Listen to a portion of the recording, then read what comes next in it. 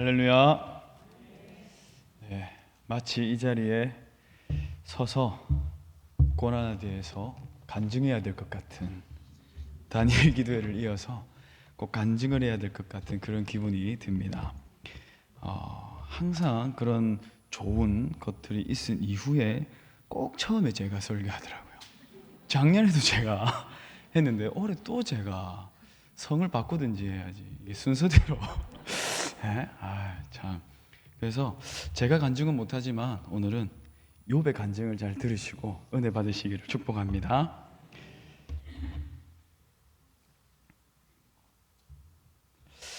오늘 유인물을 나눠드렸죠. 유인물을 보시면 우리 욥에 대해서 잘 나와 있습니다. 더 많은 도표들이 있지만 그것을 다 넣으면 너무 유인물이 많아질 것 같아서 그것을 이제 화면으로 보시고 일단은 처음부터 빨리빨리 해서 한번 나가보도록 하겠습니다. 첫 번째는 욥의 계요입니다. 욥의 계요에서는 역경을 통한 축복, 이 욥의 거의 주제라고 보시면 됩니다. 이 욥기의 시대적인 배경은요, 정확히 알 수 없습니다. 그래서 저희도 얘기할 때 대개 족장 시대를 배경으로 쓰여졌다라고 이렇게 봅니다. 그래서 욥기의 주제가 고난인 만큼 포로 시대의 고난을 우리가 생각하면서 그렇게 욥기서를 읽으시면 좋습니다. 자, 욥기의 구조를 보겠습니다. 먼저 서언입니다. 1장에서 2장까지는 욥기의 서언입니다. 유인물에 보시면 나와 있지만 본영 속에서 경건한 욥이 있고, 그 1장에서 계속 사탄의 거짓과 악의 역경 속에서도 경건을 지키는 욥, 잔인한 악의 찬 사탄 최악의 경우에서도 경건한 욥, 이것이 1장 2장에 나오는 이 욥기의 서언입니다. 그래서 욥기는 유한한 피조물 가운데 드러난 그런 하나님의 속성과 그분의 방식에 대한 문제를 이해하려는 의도가 담겨져 있다는 겁니다. 사랑과 은혜의 하나님께서 어떻게 그의 백성들의 삶에 고난을 주시는가, 왜 고통을 주시는가, 왜 고난과 고통을 경험하게 하시는가, 이런 하나님께서 하시는 일들이 그분이 주장하시는 자신의 성품과 함께 상반되어 보일 때에 어떻게 그분의 성품들이 우리가 인정을 받을 수 있는 것인가라는 것을 질문하면서 읽으시는 겁니다. 이것은 어떤 문제가 있냐면요, 신정론이라는 것이 있습니다. 이 뒤에서 잠깐 설명을 해드릴 텐데요, 이런 중요한 논제들이 있습니다. 이 논제들과 함께 인간 지식의 한계와 인간이 만든 신학의 이 부적절함을 드러내고 있는 거죠. 그리고 어떤 환경 속에서도 하나님을 절대적으로 신뢰할 수 있다는 사실을 보여주려는 의도를 담고 있는 것이 바로 이 욥기서다라는 것입니다. 우리 먼저 도표 첫 번째 이제 화면을 한번 보시면요, 글자가 너무 많아가지고 잘 안 보이시나 보네. 우리 도표 1번에 보면 욥의 상태 변화에 대해서 나옵니다. 이것은 유인물이 없습니다. 너무 분량이 많아서 이제 화면에 띄워드렸는데요, 욥의 상태의 변화가 나옵니다. 단계가 나눠지는데 1단계, 2단계, 3단계 이렇게 나눠집니다. 자, 1단계에서는 재물에 대한 거예요. 1장 1절에서 1장 13절 17절의 내용이 이런 겁니다. 전 재산을 잃어버립니다. 그때 욥의 반응이 어떤 반응이 있는가? 모든 소유권을 하나님께 돌리고 도리어 찬송을 드립니다. 그 밑에 작은 글자는 이제 이것에 대한 의미를 이야기하는 건데요. 두 번째 넘어가겠습니다. 2단계는 육신, 정신에 대한 것을 이야기합니다. 첫 번째로 자녀들의 횡사를 이야기합니다. 10자녀를 전부 다 잃어버렸어요. 다 잃었습니다. 그때 욥의 반응이 어떤가? 큰 충격에도 불구하고 뭘 합니까? 여호와께 경배합니다. 그리고 두 번째, 육체의 질병이 찾아옵니다. 그때 이 내용은 온몸에 악창이 발병하죠. 그래서 기아장으로 끓기까지 하지 않습니까? 이때 욥의 반응이 어떤가? 결코 하나님을 저주하는 죄를 범하지 않았다라는 것입니다. 3단계로 가면 이것은 우리 영혼에 대한 문제를 다룹니다. 첫 번째로 아내의 저주입니다. 하나님을 욕하고 죽으라고 저주를 합니다. 그때 욥의 반응은 어리석은 여인의 말로 딱 일축해버립니다. 두 번째로 친구들이 와서 이야기합니다. 친구들의 참소를 이야기합니다. 그때 내용은 욥에게 닥친 재난이 범죄의 결과라고 막 몰아붙입니다. 그때 욥의 반응은 상대적으로 자기의 의를 변호합니다. 세 번째로 하나님께서 침묵하십니다. 당장 고통에 처한 욥이 이해할 수 없게도 당신의 때가 이르기까지 기다리고 계시는 겁니다. 이때 욥의 반응은 고통에 겨워서 원망은 했지만 그것은 고통에 따른 호소였지 그것은 배신과 저주가 아니었다라는 것입니다. 바로 이런 내용을 이 욥의 상태를 1단계, 2단계, 3단계로 나눠서 이 욥기는 보여주고 있는 것입니다. 이것이 지금 1장에서 2장까지 나오는 그 서원입니다. 고난을 당한 욥은 처음에는 하나님을 향한 변함없는 믿음으로 입술로조차로도 죄를 범하지 않습니다. 결코 죄를 범하지 않습니다. 그러나 고통이 계속되자 자기의 감정이 계속 격해지면서 세상에서 공의가 없어지면 하나님의 탓이다라고 불만을 토로하기 시작합니다. 그런데 불만을 토로하다가 마지막에는 이 우주 만물을 창조하신 하나님을 직접적으로 대면하게 됩니다. 그러면서 이 욥은 하나님의 능력과 그 지혜와 절대 주권 앞에 무릎을 꿇게 되어버리는 것입니다. 이것이 1장 이전에 나오는 1장과 2장에 나오는 이 욥기의 서언입니다. 그리고 이번에 논쟁을 보시면 욥의 탄식이 나옵니다. 이 논쟁은 가장 깁니다. 3장부터 42장 6절까지 세 친구와 또 엘리후라는 사람과의 젊은이와의 논쟁입니다. 욥의 탄식이 3장에 나와 있고 4장부터 21장까지는 욥의 친구 엘리바스와 빌닷과 소발과의 논쟁이 1차 논쟁, 2차 논쟁이 시작됩니다. 그리고 22장부터 37장까지는 소발은 빠지고 갑자기 젊은 청년이 나타납니다. 그 엘리후라고 하는 청년이 나타나서 그 청년과 3차 논쟁을 합니다. 그리고 38장부터 41장에 하나님께서 개입을 하십니다. 그 내용입니다. 간단한 내용이죠. 욥기 3장에서는 우리는 욥의 탄식을 우리는 읽을 수 있습니다. 그런 욥의 탄식에 대한 세 친구 엘리바스와 빌닷과 그리고 소발 및 엘리후 등 이 친구가 찾아와서 욥의 고난은 당하는 그 문제를 놓고 세 차례에 걸쳐서 논쟁을 하죠. 두 번째 도표를 보시겠습니다. 욥의 친구와 세 친구와 엘리후의 견해를 비교한 것입니다. 먼저 이 특징과 의존 대상 여러 가지들이 있습니다. 먼저 엘리바스의 특징은 무엇이냐? 이 욥의 친구 엘리바스의 특징은 신학자이자 실용주의자입니다. 신학자이자 실용주의자. 이 엘리바스가 의존을 했던 대상이 뭐냐면 경험입니다. 경험을 상대로 경험을 한 것들로 계속 이야기를 한다는 거죠. 그리고 이 엘리바스의 인격은 사려 깊은 사람이고 또 이 엘리바스는 철학을 토대로 이야기를 합니다.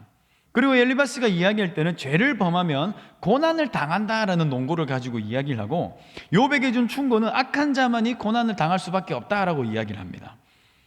그리고 하나님께 대한 관념은 의로우시고 악인을 벌하시고 선인을 축복한다라고 이야기하고 그리고 이 엘리바스의 이름의 의미는 하나님은 금이고 하나님은 집행자이다라는 겁니다. 이 이름과 비슷하게 이야기를 합니다. 이름과 비슷하게 이 욥에게 권면을 합니다. 그리고 빌닷도 보십시오. 빌닷의 특징은 역사가고 율법주의자입니다. 이 빌닷은 전통에 의지해서 굉장히 논쟁을 하는 사람이죠. 그리고 이 사람은 역사를 토대로 해서 이야기를 합니다. 소발 같은 경우에는 도덕가이고 독단론자고 가정으로 그리고 노골적으로 직선적으로 이야기할 때 정통을 가지고 이야기를 합니다.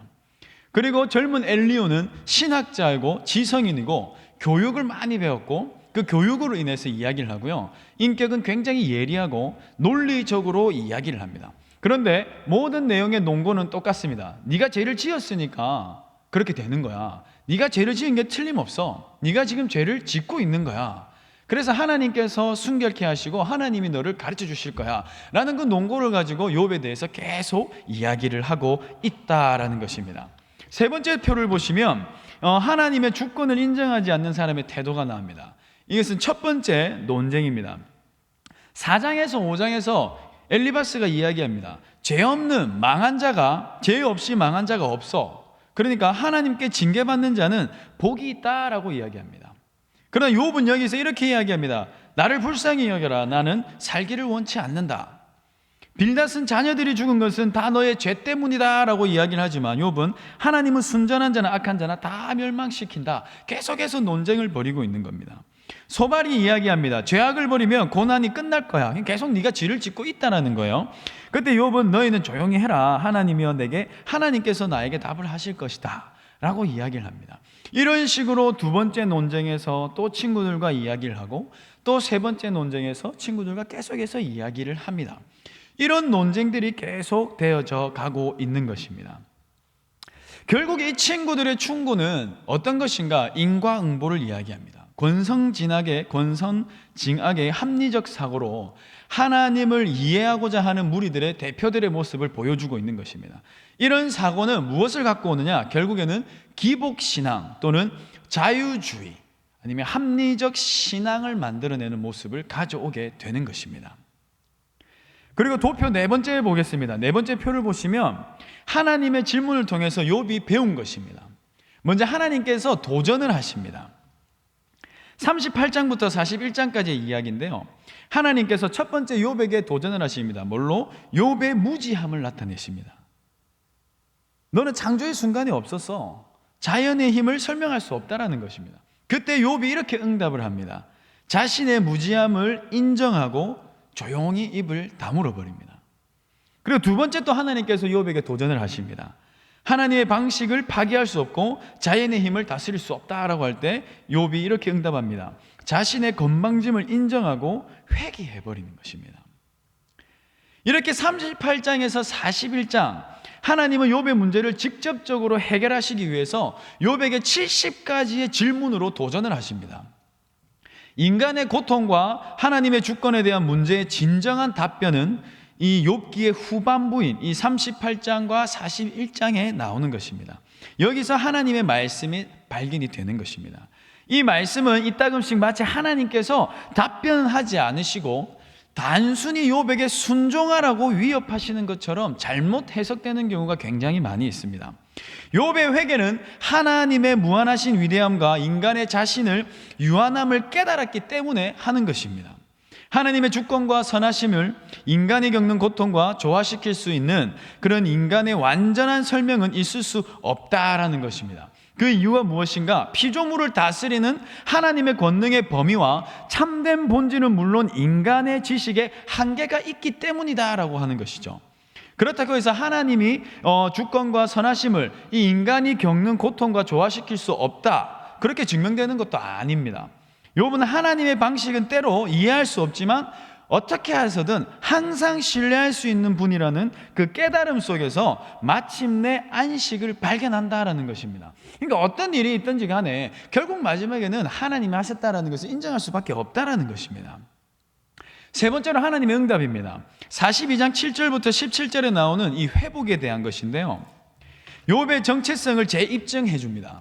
그리고 친구들의 이 외고집, 욥의 역경이 끝나고 가정의 회복이 나타나고 욥의 번성의 회복이 다시 일어납니다.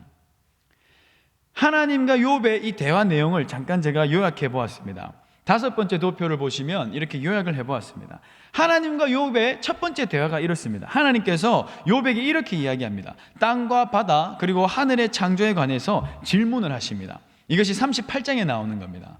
그리고 동물에 대해서 질문하시고 욥에게 대답을 요구하십니다. 그런데 욥은 이렇게 얘기합니다. 자신의 미천함을 인정하고 대답할 말이 없다는 것을 고백하게 되고, 그리고 두 번째 하나님과 욥의 두 번째 대화를 보면 하나님께서 또 이렇게 이야기합니다. 욥에게 스스로를 구원해 보라고 도전하십니다. 그리고 욥과 하마의 능력을 비교하시고 악어의 능력을 비교하십니다. 그때 욥이 이렇게 또 고백을 합니다. 내 생각과 이해가 부족함을 고백하고 귀로 듣기만 한 하나님을 눈으로 보면서 회개했다라고 합니다.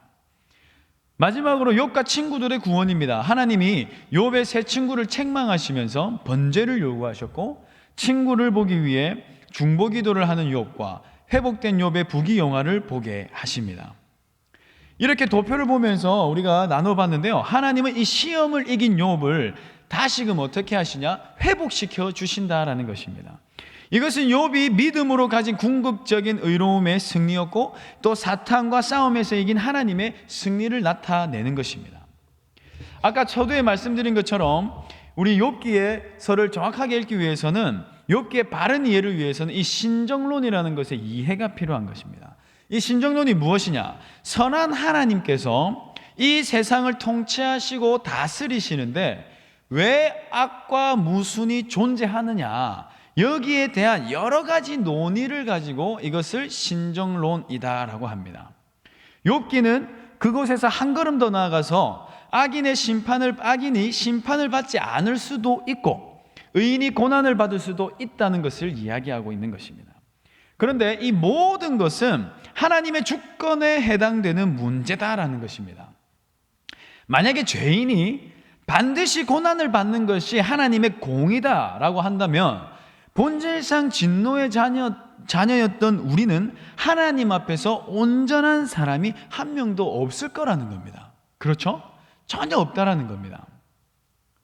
우리가 이 땅에 살아가면서 이해할 수 없는 고난을 당한다 할지라도 궁극적으로 하나님의 주권과 그 선하신 하나님을 믿고 신뢰해야 한다는 것이 바로 이 욥기의 중심 주제다라는 것입니다. 이것이 바로 신정론이다라는 겁니다. 그리고 욥의 친구들인 이 엘리바스, 그리고 빌닷과 소발, 그리고 나중에 나오는 젊은 엘리후의 논쟁에서 두 개의 중요한 신학적인 이 사상을 볼 수 있습니다.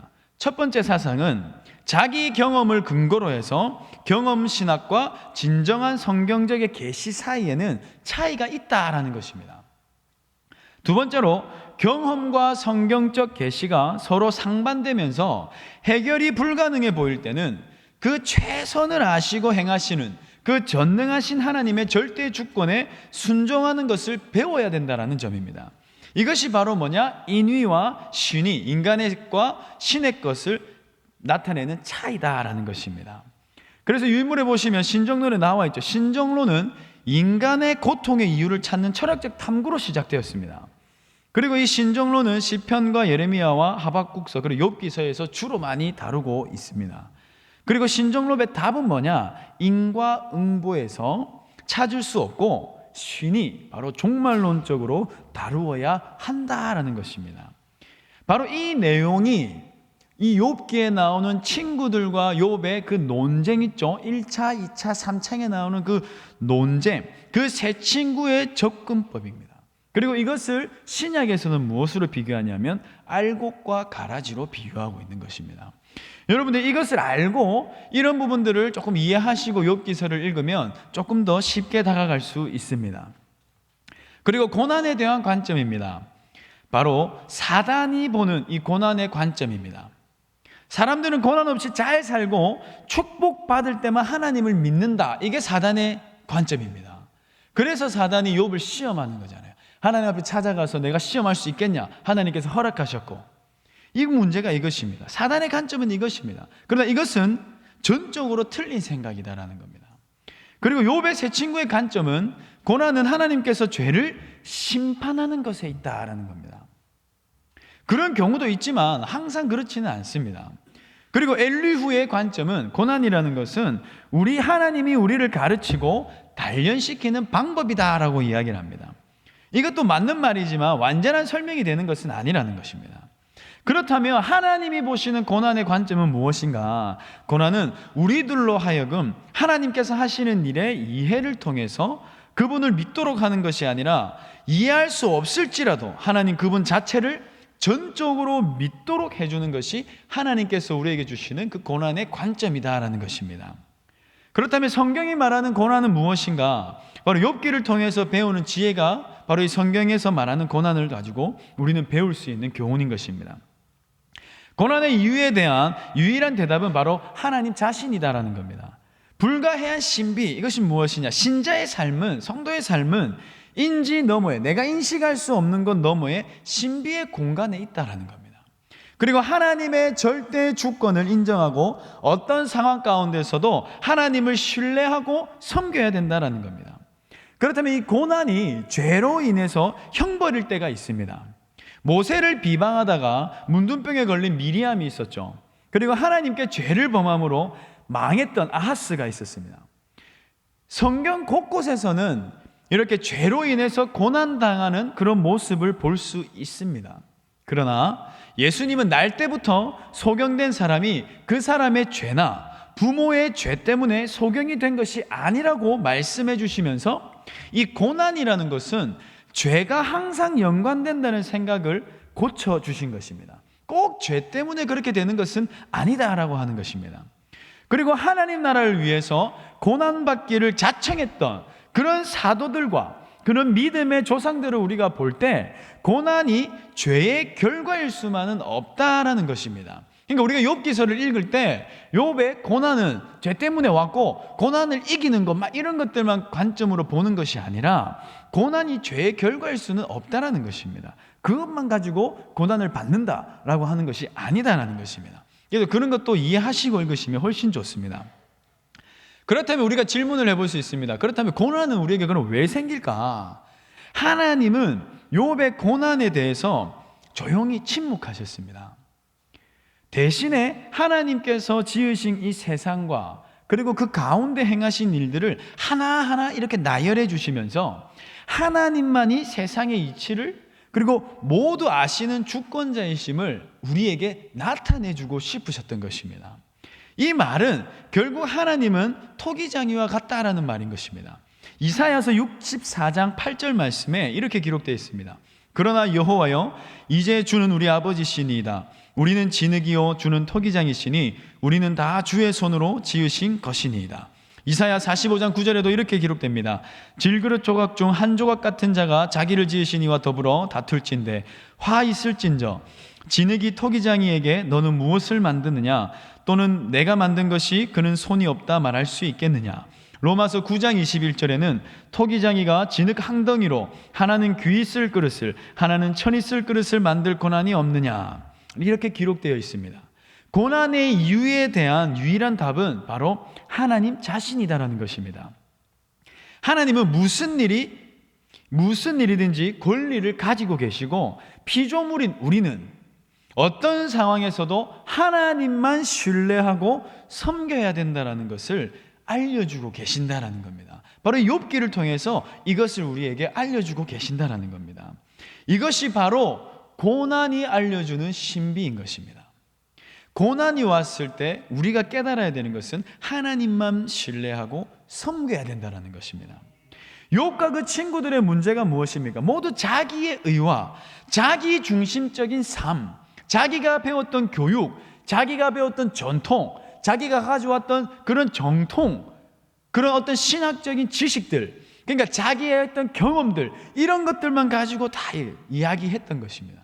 자기 중심적 삶에 충실해서 고난에 대한 하나님의 주권적인 그 측면을 바로 보지 못한 것입니다. 그 신위의 문제를 인위의 관점에서 이해하고 해결책을 찾으려고 시도했다라는 것입니다. 그러나 우리는 하나님의 절대 주권을 인정하고 그것에 순복하는 믿음까지 우리는 자라나야 된다는 것입니다. 그래야 하나님 나라가 그곳에 이루어진다는 것입니다. 그래서 믿으시기를 바랍니다. 그렇다면 이 욥기를 통해서 우리에게 이 고난이 많이 주어지는데 이 고난이 우리에게 주는 유익이 무엇인가? 고난을 통해서 자신의 죄악을 깨닫고 돌이켜서 주의 율례를 배우게 된다는 것입니다. 그리고 고난당하는 다른 사람을 이해하고 위로할 수 있게 된다는 겁니다. 고난을 통해서 예수님의 순종을 배우게 됩니다. 예수님이 당하신 고난에 동참하는 영광을 누리게 되는 것입니다. 고난을 통해서 겸손을 배우고 하나님을 온전히 신뢰하게 되는 것입니다. 이것이 고난이 우리에게 주는 유익인 것입니다. 그러면 우리가 고난을 당할 때 가져야 되는 태도는 어떤 것인가? 하나님을 전적으로 신뢰해야 된다는 것입니다. 그리고 세상을 이기신 그 예수님을 바라보고 평안하고 담대해야 된다는 겁니다. 그리고 고난의 유익을 생각하고 오히려 기쁘게 여기고 인내를 온전히 이루어 나가야 된다는 거죠. 마지막으로 기도를 통해서 하나님의 도우심을 우리는 계속해서 구해야 한다는 것입니다. 우리는 고난당할 때에 원망하고 하는 것이 아니라 계속해서 기도하고 하나님을 전적으로 신뢰하고 하나님만 바라보고 계속해서 하나님을 찾아야 되는 것입니다. 이것이 우리가 고난당할 때 가져야 되는 태도라는 것입니다. 우리가 이런 태도를 가질 때에 우리는 고난당한 사람들에게 이렇게 해줄 수 있는 것입니다. 하나님께서는 고난당한 사람에게 이런 일을 하십니다. 그런 사람을 보호해 주십니다. 그리고 함께 해 주십니다. 그리고 감당하고 피할 길을 내어 주십니다. 슬픔이 기쁨이 되게 하십니다. 고난에 대해서 보상하시고 구원해 주십니다. 그렇다면 우리는 그런 고난당하는 사람들에게 우리가 무엇을 해야 하는가? 우리가 해야 될 일은 무엇인가? 우리는 그들을 위로해야 하는 것입니다. 우리는 그들을 불쌍히 여겨야 되는 것입니다. 우리는 그들을 위해서 기도해 주어야 되는 것입니다. 우리는 그들을 보호해 주어야 되고 우리는 그들을 구제해 주어야 되고 우리는 그들의 고난과 아픔을 공감해 주어야 하는 것입니다. 욥기는 자기 중심적인 삶의 끝입니다. 자기 중심적인 삶의 종식을 보여줍니다. 욥은 굉장히 순전한 사람이었지만 이 욥기 전체에 흐르는 욥의 자세는 굉장히 자기 중심적인 모습이 숨겨져 있는 것입니다. 그래서 욥은 42장 6절에 이렇게 마지막에 고백을 합니다. 그러므로 내가 스스로 거두어 드리고 티끌과 재 가운데서 회개하나이다. 아멘. 욥은 이렇게 마지막에 고백을 합니다. 고난이 와서 모든 것을 다 해본 거예요. 친구들하고 논쟁도 해보고 또 하나님의 도전도 받아보고 하나님께 원망도 해보고 토로도 다 해봤습니다. 그런데 다 해봤는데 결국에 그 마지막에 뭡니까? 내가 스스로 거두어드리고 티끌과 재 가운데서 회개합니다 라고 합니다. 결국에는 하나님의 그 주권 앞에 무릎을 꿇게 돼 있다는 것입니다. 그 어떤 것을 다 하든지 간에 우리의 인생은 결국에는 하나님 앞에 무릎 꿇고 주님의 그 주권 앞에 무릎 꿇게 된다는 것입니다. 오늘 저와 여러분의 삶 속에서 혹시나 우리가 자기 중심적인 삶을 살아왔다면 우리는 이 욥의 고백처럼 스스로 우리가 돌아보고 스스로 회개하고 그 주님의 절대 주권을 믿고 그분 앞에 겸손히 나아가는 그런 축복이 있기를 주님의 이름으로 축복합니다. 기도하시겠습니다. 하나님 아버지 감사합니다. 오늘도 주님께서 이 귀한 시간을